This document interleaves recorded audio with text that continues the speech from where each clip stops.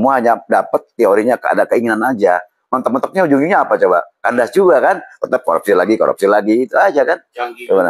Daripada dijajah, bukan, gini-gini. Dijajah sama pejabat kita mau gimana? Kita mau dijajah sama pejabat, akhirnya terjadi apa? Bisa timbul perang saudara. Bisa nggak? Iya, yang seneng siapa? Orang luar, orang malah negeri kan itu.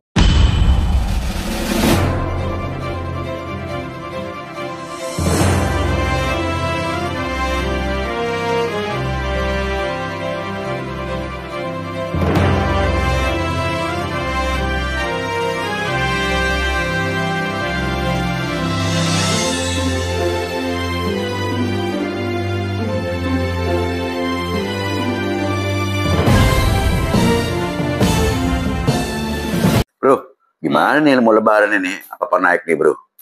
Suasana begini, belum kita THR, kebutuhan ekonomi semakin tinggi, terus tentang BBM juga. Ini solusinya bagaimana nih? Nyantai-nyantai aja kita nih, relax aja nih. Bro, gimana bro? Wes. Boleh. Karenanya biar bersih. Melalui apa namanya, waitersnya memang kuat ya. Yes, siap. Apaan tadi? Oh, agak bulan-bulan. apa kabar bro? Baru datang? Baru ya. Ini kayaknya strong banget mau lebaran ini puasa nih. Wajah-wajah serius di muka apa? Iya. Kenapa sih? Enggak sih, apa namanya, si Om Bre ini tadi Papi ya maksudnya? Papi ya? Ya. Dia biasa panggil Papi. Modal cukup umur Papi ya. Terus kesannya jadi kayak ini banget ya. Apa namanya, high class banget gitu loh. Tapi omongan dia kayak om. Tapi omongan dia ngeluh soal ekonomi tadi. Ya katanya dari mulai apa namanya, harga yang udah naik kan tinggi. Terus kan sekarang mendekati juga hari raya gitu kan. Terus juga ya memang sebenarnya kan bukan hal yang aneh ya kalau dekat-dekat lebaran gini terus pada naik inflasi. Cuma mungkin agak bedanya kenapa? Karena kita ini ada di tengah-tengah isu yang luar biasa bro, di saat susah ekonomi ya, kemudian juga kita kan apa namanya baru selesai kemarin juga banyak musibah juga, terus pemerintah juga sempat mewacanakan kenaikan pajak lah, efisiensi lah. Tiba-tiba dihajar sama berita soal korupsi gede-gedean. Udah bukan miliar lagi, triliun lagi, tapi terakhir katanya kejaksaan diperkirakan bisa sampai 1.000 triliun. Lebih, 1 triliun. Lebih. Ya kan 1 triliun. Nah, jadi kan agak beda nih sekarang. Kita di tengah-tengah suasana yang katakanlah harus hemat-hemat, tapi kita dengar kok bisa sampai korupsi terus yang dikeluhkan Pak Play apa? Nah itu sebenarnya apa yang dikeluhkan ini BBM terkait. Nah sebentar ya. Nah saya bicara secuil kalimat aja. Ini Pertalite dengan Pertamax dioplos. Apakah itu benar? Ini kan menjatuhkan ibaratnya ya terkait tentang pertambangan, apalagi menyebut masalah pejabat. Ini solusinya bagaimana? Monggo silakan bertiga uraikan masing-masing. Bang Yus bagaimana, Bang Didi gimana, Mancu gimana? Coba. Masalahnya kasih orang-orang di bawah ini kayak kita ini bro ya, lebih parah lagi kan. Tapi yang di atas itu makin merajalela, makin kaya bertambah. Jadi ada kesenjangan yang luar biasa. Ibarat lagu, yang kaya makin kaya, yang miskin makin miskin, makin miskin gitu loh bro. Nah ini yang gua maksudkan tuh, masalah korupsi itu luar biasa bro, efeknya bro. Kita yang bertanggung jawab loh ujung-ujungnya. Benar nggak sih? Anak cucu. Iya, artinya kan pada saat ada kerugian negara, yang disebut negara ini apalagi menyangkut keuangan, artinya kan uang rakyat, uang bersama. Seperti yang kita tahu, ini kan struktur dari APBN kita ini 80%-nya masih disokong dari pajak. Ya loh, 80% ya, itu disokongnya dari pajak. Artinya pendapatan terbesar negara ini masih dari pajak. Berarti kontribusi rakyat terhadap jalannya pemerintahan, jalannya keuangan negara itu kan besar banget. Tapi gitu di satu sisi kok malah yang diberikan amanah untuk mengelola keuangan ini malah seperti itu sikapnya. Iya, parah kan bro. yakin. Tapi bukannya kalau korupsi udah ada terjadi di mana-mana tuh? Iya, Ya kan? parahnya udah di mana-mana. Iya, Udah sektor. Iya, semua sektor. Semua sektor. Di soal oplosan aja. Betul. Tapi Kayak di timah, di beras, di masyarakat ini kan sekarang sampai ada pelesetan lah ya. Kalau kita tahu ada Liga Eropa ya, ada Liga Champion. Nah, ya, ini ada Liga korupsi. Iya.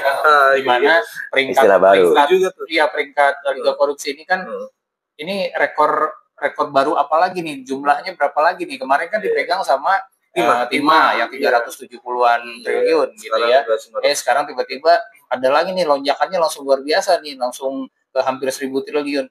Ini kan akan bertanya lagi, ini liga ini masih akan terus berlangsung lagi kan nih? Jangan-jangan nanti ada lagi yang ngelewatin itu. Artinya di semua lini, di semua sektor kita tahu bahwa memang terjadi korupsi yang sangat masif. Tapi kalau bicara sekarang jumlah, ini kan jumlahnya luar biasa. Kalau betul diperkirakan sampai 1.000 triliun, ini kan berarti sudah mendekati APBN kita nih. Kalau itu masuk ke negara sebetulnya 1.000 triliun itu, ini kan bisa berguna banyak buat masyarakat. Yang bisa dipakai buat kesehatan, buat pendidikan, apa segala macam. Tapi 1.000 triliun ini hanya dinikmati oleh segelintir orang. Tapi ujung-ujungnya sih, kalau gue sih ngelihatnya gini ya, bro. Masalah korupsi ini kan ada yang bertanggung jawab dong. Iya, ya mestinya kan haruslah ada pihak yang mestinya bertanggung jawab. Nah itu siapa? Sampai lolos gitu. Parah nggak sih, bro? Misalnya nih, gue megang uang nih, gue kasih sama Papi Prai. Kemudian Papi Prai ini tidak menjalankan, tapi dia karena teman gue, bahasa kasarnya nih, wah, gue cincin lah terhadap laporannya si Prai. Gue bohongin nih teman-teman yang lain. Padahal ini uang kita nih semua kan. Gitu. Boleh dong. Gitu loh. Ya, isu pelanggar. Isu salah satu yang jadi sorotan masyarakat adalah soal penegakan hukum tadi. Iya. Ya, soal keadilan, rasa keadilan masyarakat, di mana kita melihatnya bahwa koruptor ini belum diberikan hukuman yang maksimal, tidak ada efek jera. Apalagi undang-undang perampasan aset kan nggak jadi. Iya, karena ada yang bilang di netizen, banyak yang bilang, pengamat itu banyak yang bilang kalau yang ditakutin sama koruptor itu sebenarnya bukan hukuman penjara, bukan mati, bahkan sekalipun yang mereka takut miskin. Jadi koruptor itu yang paling ditakutin lebih dari mati itu adalah mereka takut miskin. Berarti mereka tidak takut mati ya? Walaupun lebih cenderung seperti itu. Artinya gini, mereka kalau disuruh milih mungkin antara mati atau misalkan miskin, mungkin mereka akan lebih baik mati, karena ibaratnya buat orang-orang yang terbiasa hidup bergelimang harta ini, pada saat mereka miskin, mereka merasa dibunuhnya pelan-pelan. Enggak, caranya mati begini, kayak gue denger tuh di negara mana tuh, yang dia si korupsi ini dibawa ke kandang macan buaya, cemplungin gitu loh. Iya, betul. Itu kan itu melanggar satu hal yang ekstrim lah ya, Tapi ya kalau gue sih setuju bahwa yang paling mereka takutin memang hidup miskin. Nah, artinya apa? Undang-undang perampasan aset ini harus segera sebetulnya jadi prioritas dari pemerintah, segera diundangkan supaya kebutuhan yang mendesak ini, supaya aset-aset koruptor ini memang udahlah, kalau perlu sampai ke keluarganya semuanya asetnya ya ambil gitu loh. Ini kan salah satu bentuk untuk membuat mereka ada efek Cuma pertanyaannya begini, kalau misalkan si undang-undang perampasan aset ini tidak jadi atau belum juga diketok oleh anggota Dewan DPR yang terhormat ini, ya kan, terus apa dong tindakan kita untuk menjadi bagian pengawasan daripada korupsi yang merajalela seperti ini? Selama itu belum ada, mungkin ya diefektifkan para penegak hukum ini, mungkin seperti Pak Presiden bilang ya, kejaksaan, pengadilan gitu ya. Hukuman 50 tahun gitu ya, mungkin maksimal, betul maksimal gitu loh. Kita kan selama ini melihat ada ketimpangan yang sangat jomplang gitu ya, antara yang melakukan kejahatan masyarakat biasa sama para koruptor ini gitu loh. Kita sering ngelihat nih yang istilahnya remeh-temeh aja gitu ya, yang kemarin ramai misalnya miara landak aja sampai ditahan, sampai dituntut sekian tahun gitu loh. Sementara ini kebayang nggak sih? Ini miara koruptor merugikan sekian triliun keuangan negara, tapi kok mereka bisa dapat hukuman yang ringan. Ini yang jadi tapi kan ada rangkaian kan. Kalau gue sih ngelihat dia korupsi nih, nggak serta-merta nih dia berperan, pasti ada pihak-pihak nih, apalagi berkaitan dengan namanya berjamaah, apalagi ini berkaitan dengan contoh nih kasus korupsi Pertamina, kan ada atasan-atasannya, atasannya menteri siapa kan gitu. Kecolongan logikanya masuk nggak sih? Bisa kecolongan. Gua aja nih misalnya sebagai wartawan nih, ada info dikit, gue bisa coba cari tahu nih. Oh ternyata ketahuan kan, kebablasan begini sampai 1.000 triliun kan? Iya. Diperkirakan 1.000 triliun. Miliaran aja bisa ketahuan, apalagi triliunan gitu loh. Agak susah dipercaya kalau ini hanya melibatkan segelintir orang. Iya. Ini kan berarti sebetulnya ada suatu jaringan besar, ada mafia besar, yang isinya juga bukan kaleng-kaleng gitu ya, yang memang terlibat di dalamnya. Nah ini yang konon kabarnya gajinya juga nggak kaleng-kaleng. Iya, sebetulnya kan kalau ada istilah ini supaya nggak korupsi tinggiin gajinya, ternyata kan nggak ngejamin juga bro. Ya namanya manusia kadang-kadang gitu. Nah menurut saya gini ya, maaf, untuk langkah yang terbaik ke depannya supaya aman dan nyaman negara ini seperti apa, kita hanya bisa ayo kita bersama. Banyak teori-teori yang sudah dijalankan, tapi ternyata gagal juga, dari presiden ke presiden silih berganti begitu, isinya gitu-gitu, semua teoritis semua. Nah kita tinggal memperhatikan apa kita dirubah dari Pancasila menjadi komunis, atau kalau dari komunis menjadi apa. Kan Pancasila itu kan dengan tidak jauh dengan keimanan dan ketuhanan. Nah kalau umpamanya kita tembak langsung korupsi bunuh mati, otomatis kan berubah dari Bhinneka Tunggal Ika maupun dari Pancasila. Nah, itu seperti apa? Monggo silakan. Artinya maksud itu kita harus keluar dari nggak mau. Nah itu dia. Biar maksimal. Jadi jangan sampai kita nembak korupsi kita dianggap melanggar HAM gitu. Iya. Karena itu kan Pancasila. Pancasila kan ibaratnya nggak boleh ada hukuman mati kan sebenarnya kan. Nah itu dia berubah. Nih bagaimana nih? Nah, kita kan masih mengikuti soal dimiskinkan. Positif ini artinya apa harus dinikmati pelan-pelan? Ada jelas-jelas di undang-undang masih diatur semuanya tentang tindak pidana korupsi. Juga soal hukumannya, ya tentang sanksi-sanksi yang diberikan. Sebetulnya bukan pada soal aturan hukum, tapi pada penegakan hukumnya. Nah, sama orang-orang yang ada di dalamnya gitu loh. Jadi hukumnya ini sebetulnya secara struktur ini hukum sudah bisa mengakomodir, tapi yang ngejalaninnya nih gitu kan banyak kan adalah cincai lah. Nah itu tuh. Nah itu mungkin yang harus dibenahi sebenarnya adalah aparaturnya yang menjalankan orang-orang yang berada di wilayah hukum ini, atau apa tadi yudikatif ya. Yudikatif ini harus betul-betul konsisten menerapkan apa yang menjadi perintah undang-undang, harusnya sih begitu. Gue setuju. Kita bicara sekarang tapi ini. Kan sebentar. Ini kan situasinya semua kena penyakit nih. Hakimnya juga kena penyakit, ya kan? Penegakan hukumnya juga kena virus penyakit, ya kan? Sehingga korupsinya jadi menjamur, menjadi subur gitu loh. Menjadi kehidupan sehari-hari. Menjadi sesuatu hal yang makanan sehari-hari. Gitu. Kalau nggak korupsi kayaknya nggak oke deh. Nggak puas. Repot gitu loh. Iya satu lagi. Nah ini gimana nih sih dengan sosialnya? Karena jiwa Indonesia itu nggak lepas dari kejujuran keserakahan. Saya yakin itu pasti serakah. Namun nggak laku serakahan itu. Itu juga terus gini juga tadi setuju soal sanksi sosial tadi. Ini kan masyarakat kita sekarang masih cenderung permisif sama yang namanya korupsi. Tindakan korupsi masih. Buktinya apa? Coba dilihat mantan-mantan koruptor itu apakah ada yang hidupnya susah, maksudnya susah dalam arti dijauhi masyarakat atau enggak. Begitu mereka selesai ngejalanin hukuman, ternyata masih punya masa yang banyak, bahkan masih bisa jadi pejabat, masih bisa jadi anggota legislatif. Masyarakat sekitar yang ada di lingkungan mereka, ketika kita tahu mereka itu melakukan korupsi, kebanyakan masyarakat bilang, ya kita kan udah ngerasain juga ininya dia waktu bagi kita makanya gitu. Maksudnya selama mereka kecipratan, mereka sih nggak akan menjatuhkan sanksi sosial. Nah ini yang mungkin harus dirubah persepsi masyarakat juga, jangan sampai permisif nih terhadap tindak korupsi. Iya sih, cuman gue melihatnya sekarang ini bro, tadi kan disinggung sini sama Pak Pincu nih terkait dengan beberapa pihak. Kita nih banyak loh pihak-pihak yang berkaitan dengan contohnya korupsi ya. wakil rakyat mestinya apa coba?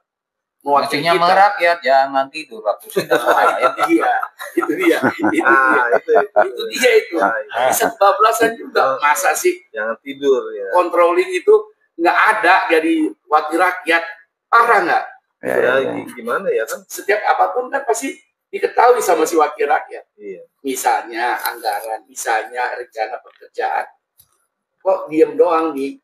Pas ada masalah baru muncul gitu loh. Ya mungkin karena pada saat pembahasan itu tidak jelas siapa bohirnya, bohir undang-undang itu siapa, sehingga perlu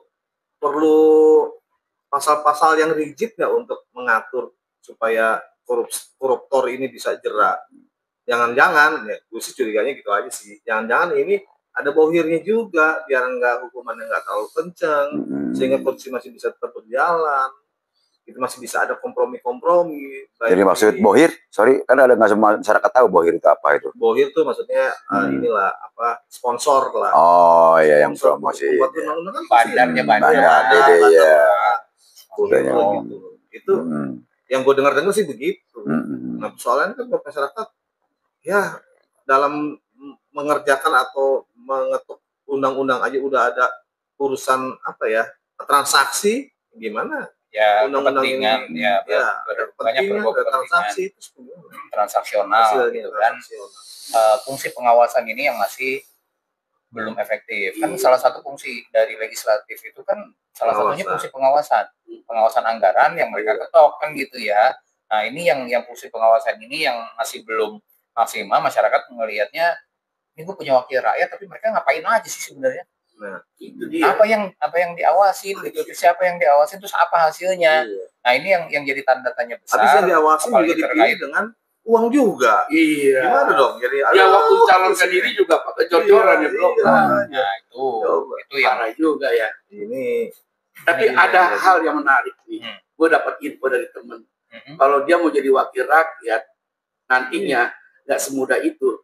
Dia harus dengar-dengar nih, harus ada nih suatu jaminan garansi nih dari si calon wakil rakyat untuk terpilih bahwa kalau dia melakukan tindakan yang merugikan maka bukan hanya dia siap dicopot untuk mewakili rakyat tapi juga uang yang dia jadi jaminan misalnya nih bisa dihilangin gitu loh, bisa dirampas.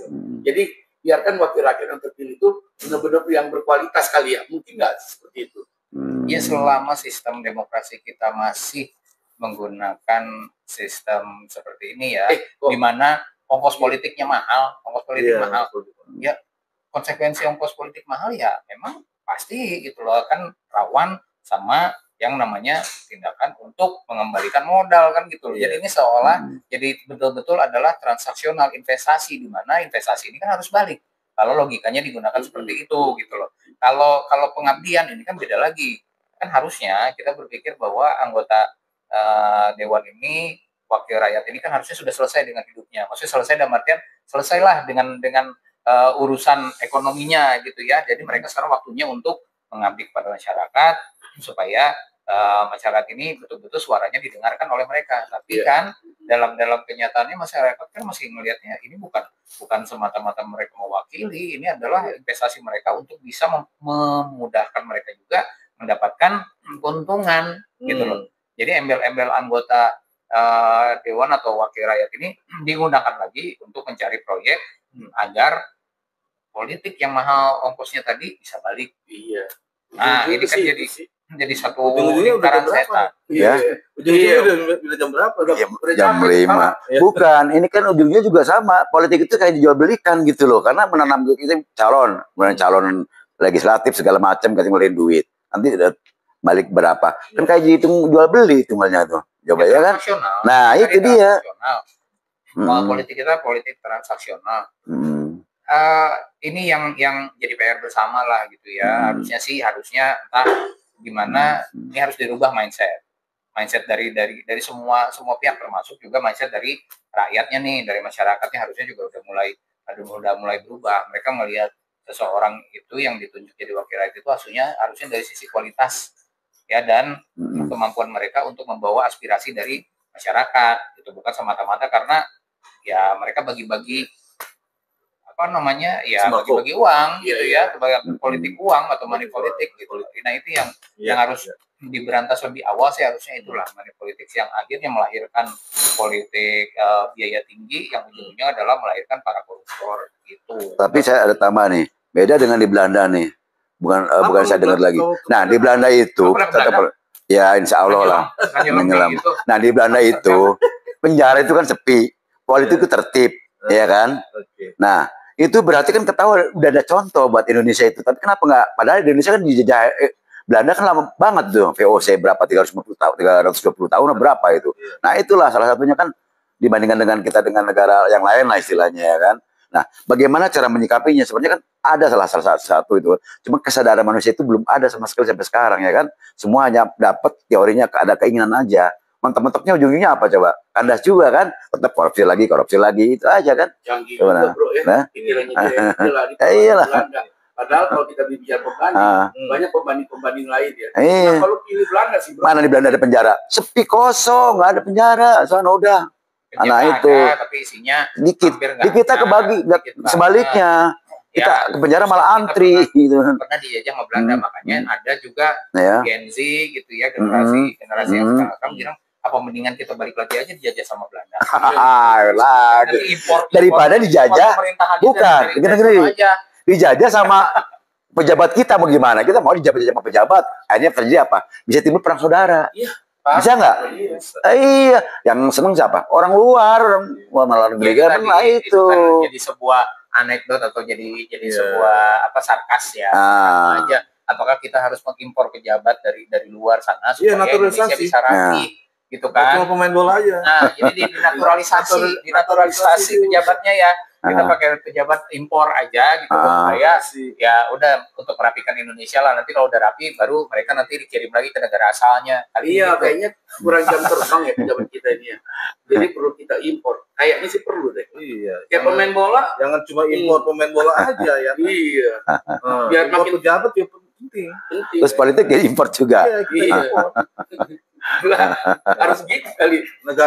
Negeri importir. Iya. Apa kan kita negara importir kita. Kayak kasus kemarin tuh, gue dengar katanya import bahan mentah dari luar, padahal bahan baku di dalam masih ada. Wah, sekarang modelnya impor kali.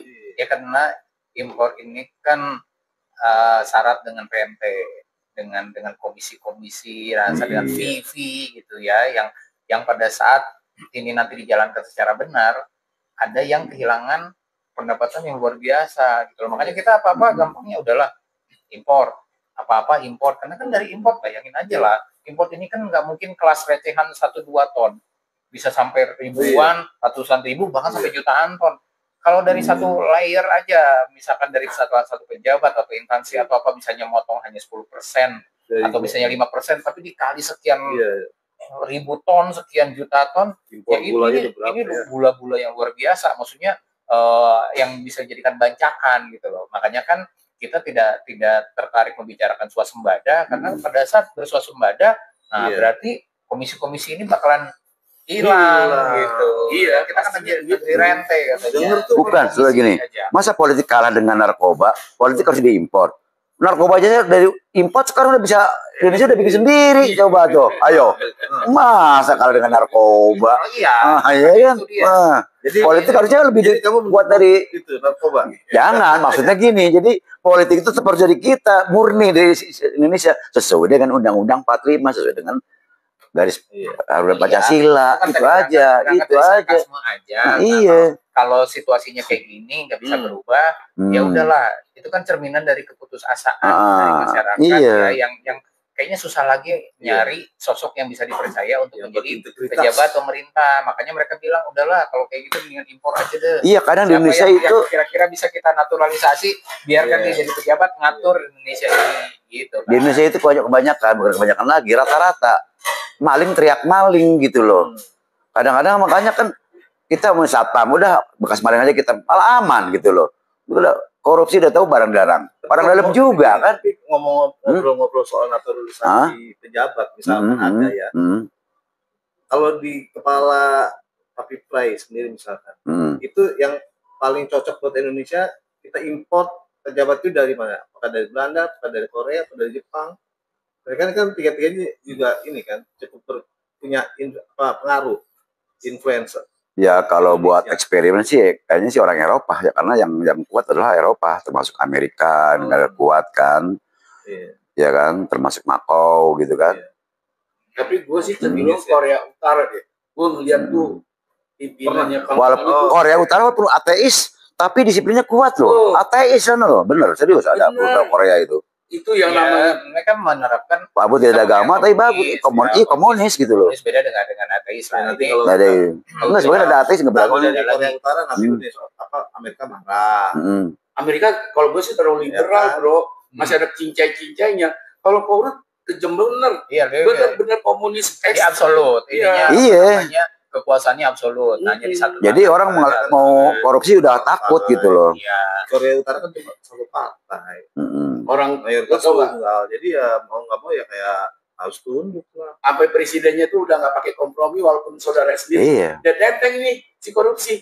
Akhirnya dikemplungin ke kandang macan gitu ya, atau dikasih makan buaya. Kasih makan buaya. Ya itu begini. Dia nggak perlu kompromi lagi udah. Ya dia tidak karena ya siapa yang mau melawan, maksudnya siapa yang mau mempertanyakan kebijakan dia adalah kebijakan absolut ya.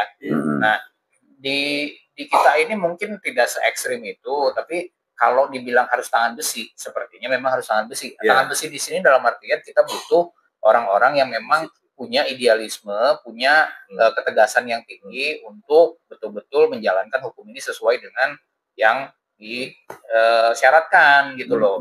Nah itu yang diperlukan tuh tangan besinya bukan model korut gitu, tapi tangan besi untuk nih siapa yang salah ya udah hukum gitu loh. Tapi kalau kayak jangan begitu, kompromi. Kalau kayak begitu masih ada kalau nggak pakai tangan besi yang absolut kayak negara korut itu tetap aja. Ini harus actionnya benar-benar action gitu. Tetap harus actionnya benar gitu loh. Bahasa kasarnya gini loh. Kita harus benar-benar kalau kita berjalan tuh hijrah totalitinya tuh harus benar-benar biar Indonesia ini lebih baik dari kalau ibarat kita berhenti ngerokok jangan cuma sebatang-sebatang. Jangan sebatang, betul. Langsung satu bungkus total. Kalau begitu iya betul. Tapi masa kalah dengan tawuran? Orang tawur di pedang beneran. Kemarin berapa orang yang meninggal juga. Nah ini tentang politik, tentang BBM, tentang korupsi. Masa tidak lebih daripada kalah sama orang tawuran, pancung. Arab ya. Pancung. Jelas-jelas itu akan di muka orang banyak. Orang salah lehernya di pancung. Iya, udah deh, kita harus benar-benar deh lakuin. Ya pokoknya harus benar-benar tegas lah ya. Ya pelan-pelan juga saya yakin masyarakat makin pintar kok. Nanti akan ada satu mungkin ya akan ada satu gerakan di mana rakyat ini memang sudah di titik yang cukup cukup ekstrim juga lah ya, bahwa ini Indonesia harus berubah gitu, pejabatnya juga harus berubah. Gerakan yang tetap tertib, maksudnya jangan juga kita ngomongin soal chaos ya, soal rusuh atau apa, jangan juga lah, karena kalau rusuh gitu yang emang yang sengsara siapa sih?